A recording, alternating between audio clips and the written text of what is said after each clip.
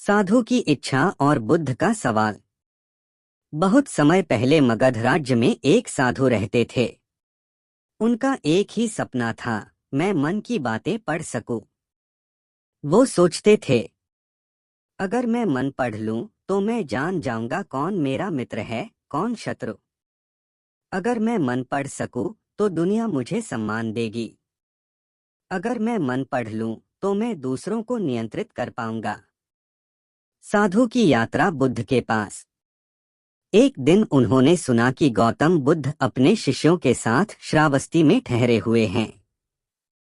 बुद्ध के बारे में वो पहले भी सुन चुके थे। लोग कहते थे, बुद्ध तो मन की गहराई तक देख लेते हैं। वो बिना पूछे भी इंसान के दुख को समझ जाते हैं। साधु का मन खिल उठा। यही तो मैं चाहता हूं। अगर बुद्ध के पास यह शक्ति है तो मुझे भी यह मिल सकती है। वो बिना देर किए बुद्ध के पास पहुंच गए। मुलाकात। साधु ने प्रणाम किया और कहा, भगवान, मुझे एक वरदान चाहिए। मुझे मन की बातें पढ़ने की शक्ति दीजिए।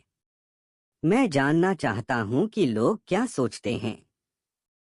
बुद्ध ने साधु को देखा। उनकी आंखों में गहरी करुणा थी।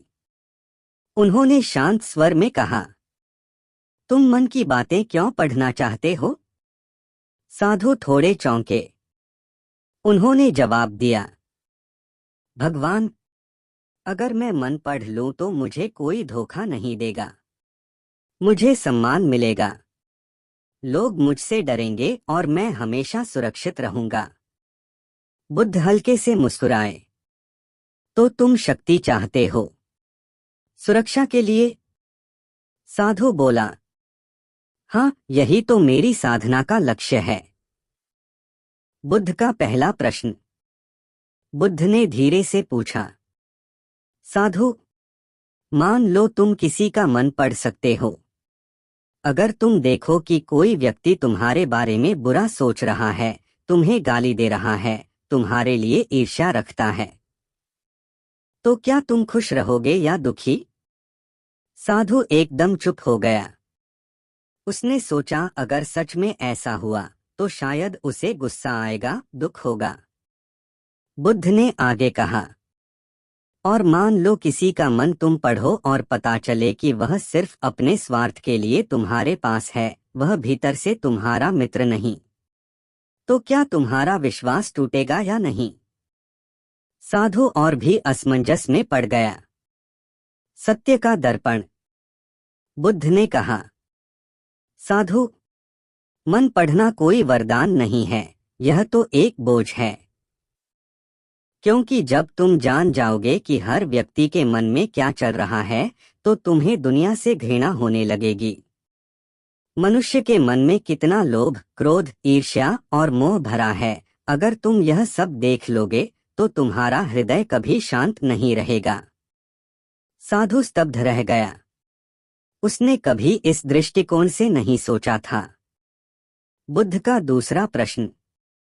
बुद्ध ने फिर पूछा, तुम शक्ति चाहते हो, लेकिन क्या शक्ति से करुणा आती है? क्या शक्ति से प्रेम आता है? क्या शक्ति से दुख मिटते हैं? साधु ने सिर झुका लिया। वो समझ रहा था कि शक्ति पाना आसान है, पर उसका बोझ ढोना कठिन है। बुद्ध का रहस्योद्घाटन। बुद्ध ने कहा, साधु, अगर सच में तुम मन की बातें पढ़ना चाहते हो तो यह जादू से नहीं होगा। यह तब होगा जब तुम अपने मन को शांत करोगे। जब तुम्हारा मन निर्मल होगा तो तुम बिना पूछे ही समझ जाओगे कि सामने वाला दुखी है या प्रसन्न। तुम्हें शब्दों की जरूरत नहीं पड़ेगी, क्योंकि करुणा का हृदय मन की गहराइयों को महसूस कर लेता है। यही असली मन पढ़ने की कला है। साधु का परिवर्तन। साधु की आंखों से आंसू निकल आए। उसने कहा, भगवान, आज तक मैं शक्ति की तलाश में था, लेकिन अब समझ गया कि शक्ति से बड़ी करुणा है। मैं आपके चरणों में शरण लेता हूँ। बुद्ध ने आशीर्वाद दिया और कहा, मन की बातें जाननी हो तो सबसे पहले अपने मन को जानो। जब तुम्हें अपने भीतर का सच दिखेगा, तभी तुम दूसरों के मन को समझ सकोगे। करुणा से मन को पढ़ने की कला। साधु बुद्ध के चरणों में बैठ चुका था। उसका अहंकार धीरे धीरे टूट चुका था। लेकिन बुद्ध जानते थे, मन से वर्षों की गहराई में बैठी इच्छाएं इतनी जल्दी खत्म नहीं होती। इसलिए उन्होंने उसे और उनके शिष्यों को एक कथा सुनाई। बुद्ध की कथा, बीज और मिट्टी। बुद्ध बोले, सुनो साधु और तुम सब भी शिष्यगण, मैं तुम्हें एक उदाहरण देता हूँ। मान लो तुम्हारे पास एक बीज है। तुम उसे जमीन पर फेंकते हो। अगर जमीन पत्थरीली है तो बीज कभी अंकुरित नहीं होगा। अगर जमीन उपजाऊ है तो बीज पेड़ बन जाएगा। इसी तरह जब तुम किसी से मिलते हो तो उनके शब्द बीज हैं।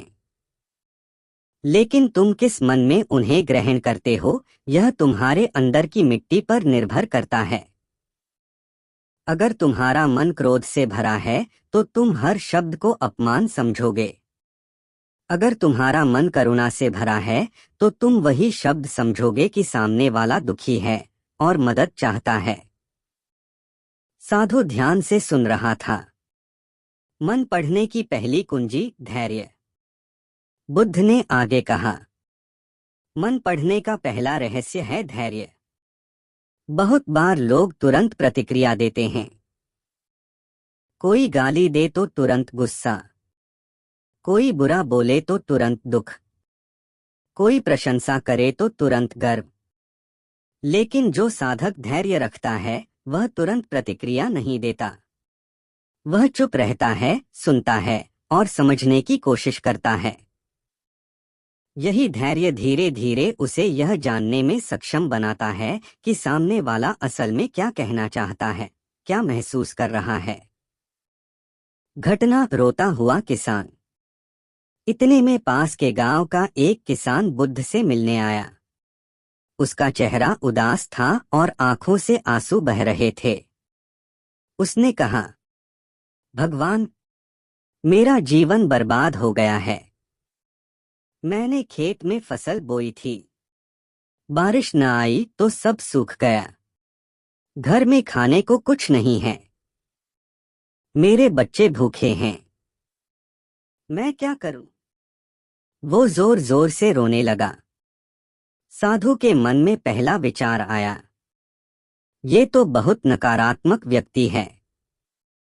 ये सिर्फ दुख की बातें करता है।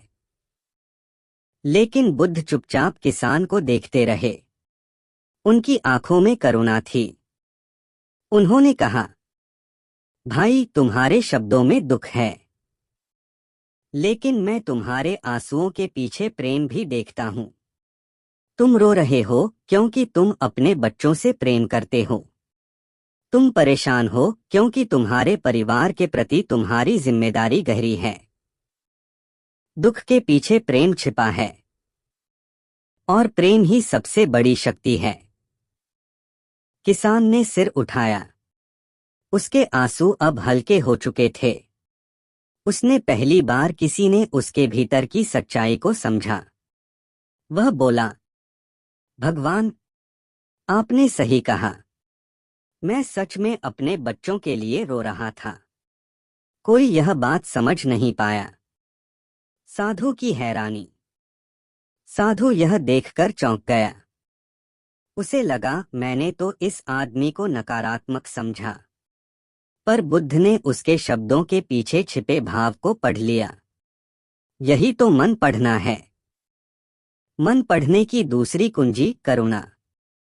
बुद्ध बोले, मन पढ़ने का दूसरा रहस्य है करुणा। जब तुम किसी के शब्द सुनो तो सिर्फ शब्द मत देखो, उसके पीछे का दर्द देखो, उसके भीतर का प्रेम देखो। अगर तुम्हारे भीतर करुणा है तो तुम बिना जादू के भी लोगों का मन पढ़ लोगे, क्योंकि करुणा हृदय को साफ कर देती है और साफ हृदय दूसरों की भावनाएं पकड़ लेता है। उदाहरण, क्रोधित व्यापारी। बुद्ध ने एक और कथा सुनाई। एक बार एक व्यापारी मेरे पास आया। वह बहुत गुस्से में था। उसने मुझे कठोर शब्द कहे, तुम लोग समाज को बिगाड़ रहे हो।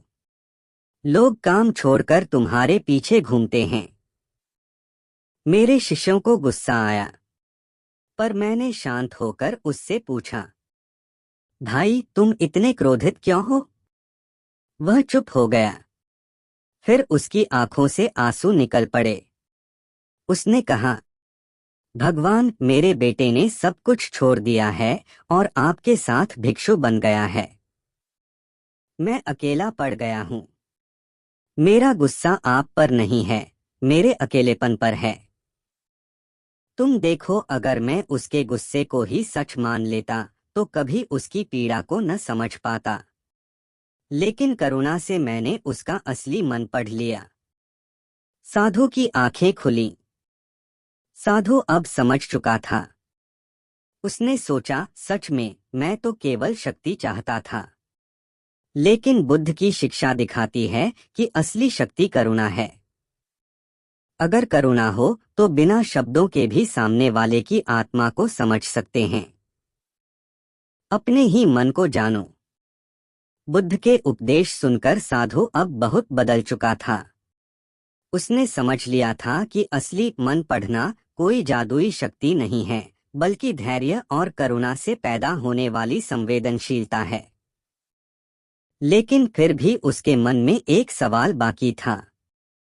उसने बुद्ध से पूछा, भगवान, आपने कहा कि धैर्य और करुणा से हम दूसरों के मन को समझ सकते हैं, पर क्या यह पर्याप्त है? क्या कोई व्यक्ति सच में पूरी तरह किसी और का मन जान सकता है? बुद्ध मुस्कुराए। उन्होंने कहा, साधु, दूसरों का मन जानने से पहले तुम्हें अपने मन को जानना होगा। जब तक तुम अपने भीतर की गहराई को नहीं समझते, तब तक तुम दूसरों की गहराई को भी नहीं समझ सकते। अपने मन की उलझने। बुद्ध ने शिष्यों को पास बैठाया और बोले, मन एक झील की तरह है। अगर झील का पानी गंदा है तो उसमें चांद का प्रतिबिंब भी धुंधला दिखाई देता है। अगर झील शांत और निर्मल है तो वही चांद साफ साफ दिखाई देता है। तुम्हारा मन अगर क्रोध, लोभ, ईर्ष्या और भय से भरा है तो तुम सामने वाले को साफ नहीं देख पाओगे। लेकिन अगर तुम्हारा मन शांत और निर्मल है तो तुम न केवल खुद को बल्कि सामने वाले को भी स्पष्ट समझ लोगे। घटना, आनंद का प्रश्न। इसी समय बुद्ध के प्रिय शिष्य आनंद ने पूछा, भगवान, आपने कहा कि हमें अपने मन को देखना चाहिए, लेकिन मन तो लगातार दौड़ता है, कभी अतीत में, कभी भविष्य में। उसे कैसे समझा जाए? बुद्ध ने उत्तर दिया, आनंद, मन को पकड़ने की कोशिश मत करो। उसे देखो जैसे कोई बादल आसमान में आता जाता है। जब तुम क्रोधित हो तो सिर्फ देखो यह क्रोध है। जब तुम दुखी हो तो देखो यह दुख है। जब तुम प्रसन्न हो तो देखो यह प्रसन्नता है। जैसे ही तुम देखना सीख जाओगे, तुम अपने मन को समझने लगोगे। और जब तुम अपने मन को समझ लोगे, तभी तुम दूसरों के मन को सच में जान सकोगे। साधु की परीक्षा। बुद्ध ने साधु की ओर देखा और कहा, साधु, अब मैं तुम्हारी परीक्षा लूंगा। यहाँ बैठा यह बालक, उन्होंने एक छोटे भिक्षु की ओर इशारा किया, अभी कुछ सोच रहा है। तुम उसकी आंखों में देखो और बताओ कि वह क्या महसूस कर रहा है। साधु ने ध्यान लगाया। उसने बालक की आंखों में झांका, लेकिन कुछ स्पष्ट नहीं दिखा। पहले उसे लगा कि शायद बालक प्रसन्न है, फिर लगा कि वह दुखी है। मन बार बार उलझता रहा। साधु ने सिर झुका लिया और कहा, भगवान, मैं असफल रहा। मैं नहीं जान पाया कि बालक क्या सोच रहा है। बुद्ध ने मुस्कुराकर कहा, यह तुम्हारी असफलता नहीं, तुम्हारे मन का दर्पण है। तुम्हारे भीतर अभी भी चाहत है, सफल होने की, सिद्ध होने की। यही चाहत तुम्हें भ्रमित कर रही है। जब मन शांत होगा, तब तुम बिना प्रयास किए ही दूसरों के भाव समझ पाओगे। घटना करुणा की झलक। तभी वह छोटा भिक्षु मुस्कुराया और बोला, भगवान, जब साधु मुझे देख रहे थे, तब मैं सोच रहा था कि काश ये साधु दुख से मुक्त हो जाएं। मुझे इनके लिए करुणा महसूस हो रही थी। साधु यह सुनकर कांप गया। उसने सोचा, मैं तो इसका मन पढ़ना चाहता था, लेकिन यह तो मेरे लिए शुभकामनाएं सोच रहा था। असली मन पढ़ना तो करुणा से आता है। बुद्ध का अंतिम उपदेश। बुद्ध ने कहा, साधु और शिष्यों, याद रखो, मन की बातें पढ़ना कोई अलौकिक शक्ति नहीं है। पहला चरण है धैर्य, बिना प्रतिक्रिया दिए सुनना। दूसरा चरण है करुणा, शब्दों के पीछे छिपे भाव को समझना। तीसरा और अंतिम चरण है स्वयं का मन जानना। जब तुम अपने मन की चालाकियों, इच्छाओं और भय को समझ लोगे, तभी तुम सच में दूसरों को समझ पाओगे। अगर तुम अपना मन जीत लोगे, तो यह दुनिया तुम्हारे सामने खुली किताब की तरह हो जाएगी। और तब तुम्हें किसी के मन को पढ़ने की जरूरत ही नहीं होगी, क्योंकि तुम हर जगह केवल करुणा, प्रेम और सत्य ही देखोगे। साधु का रूपांतरण। साधु बुद्ध के चरणों में गिर पड़ा। उसकी आंखों से आंसू बह रहे थे। उसने कहा, भगवान, आज मैंने समझ लिया कि मन पढ़ने की असली शक्ति बाहर नहीं, बल्कि भीतर है। मैं आज से अपने मन को जानने की साधना करूंगा। अब मुझे कोई जादू नहीं चाहिए। अब मैं केवल सत्य, धैर्य और करुणा चाहता हूँ। बुद्ध ने आशीर्वाद दिया और कहा, यही है असली ज्ञान। यही है मन की बातें पढ़ने का रहस्य। कहानी का सार। असली मन पढ़ने की कला अपने मन को समझने से शुरू होती है। जब मन शांत होता है, तभी हम दूसरों के भाव सही तरह से देख पाते हैं। धैर्य प्लस करुणा प्लस आत्मज्ञान मन की सच्ची समझ। दूसरों के मन को पढ़ना नियंत्रण के लिए नहीं, करुणा के लिए होना चाहिए। टैग्स।